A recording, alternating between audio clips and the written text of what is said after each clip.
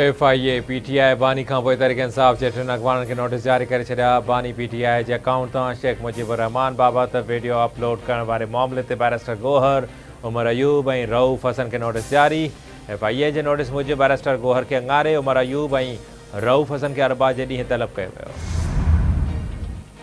वज़ीर आज़म शहबाज शरीफ़ जी हिदायत ते अवाम खे रिलीफ जी फराहमी खे यकीनी बणायो पियो वञे। ग़रीब माण्हुनि जी ज़िंदगी तां भार हटाइणु ज़रूरी आहे। मुल्क में महांगाई जी शरह में लगातार घटिताई अची रही है। मुल्क की मईशत दुरुस्त रुख में वही रही है। खाद खुराक के शयुनि में महांगाई 40% में घटिजी 11% ते अची वही है। समूरियूं ॻाल्हियूं इशारो ॾियनि थियूं त असां मुआशी इस्तेहकाम ॾांहुं वधी रहिया आहियूं। पेट्रोलियम वारे वज़ीर मुस्तक़ मलिक जी इस्लामाबाद में प्रेस कॉन्फ्रेंस। हुकूमत महांगाई के मारियल अवाम मथां हिकु भेरो ॿीहर बिजली बम किराए छॾियो। नेपरा बिजली के क़ीमतनि में ₹3.76 फी यूनिट इज़ाफ़े की मंजूरी ॾेई छॾी। इज़ाफ़ो 3 माही फ्यूल एडजस्टमेंट के मद में कयो वियो। बिजली के अघनि में इज़ाफ़ो जून, जुलाई ऐं अगस्त महीननि जे लाइ लागू हूंदो। नेपरा फ़ैसिलो अमल दरामद जे लाइ वफ़ाक़ी हुकूमत नामाणे छॾियो। आइन जे शहरनि खे बराबर जा हक़ मिलियल आहिनि।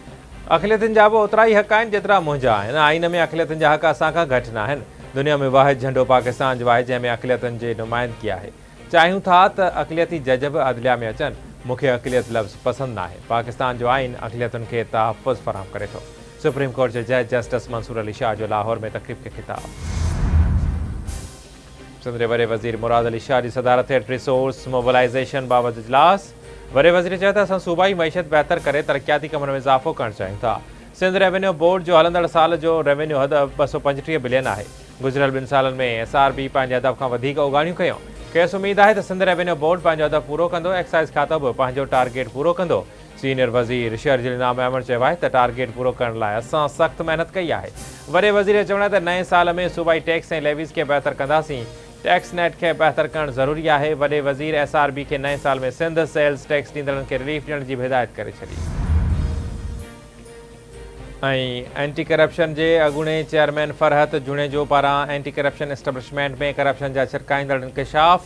अॻूणे चेयरमैन फरहत जुणेजो इल्ज़ाम अड़ियो आहे त एंटी करप्शन में बदिलियुनि ऐं मुक़ररनि ते हिकु ख़ानगी माण्हू शहरयार महर सिस्टम हलाए रहियो आहे। वज़ीर सां मुलाक़ात कई त उहो शहरयार महर बि उते मौजूदु हो, पर मूं करप्शन सिस्टम में मुलविस थियण खां इनकार कयो। ईद खां अॻु रिश्वत तौर मूंखे हिकु लिफ़ाफ़ो ॾिनो वियो। मूं डायरेक्टर खे लिफ़ाफ़ो वापसि कयो। डायरेक्टर एंटी करप्शन ऑफिस में करप्शन बाज़ार करम करे छॾी आहे। हर महीने 6 खां 7 करोड़ रुपया करप्शन थिए थी। डायरेक्टर तोड़े शहरयार महर ताज़ो डिप्टी डायरेक्टर जे मुक़ररनि ते 15 लख रुपया रिश्वत वरिती। सर्किल ऑफिसरनि जे मुक़ररनि ते 5 खां 10 लख रुपया रिश्वत वसूल कई वञे थी।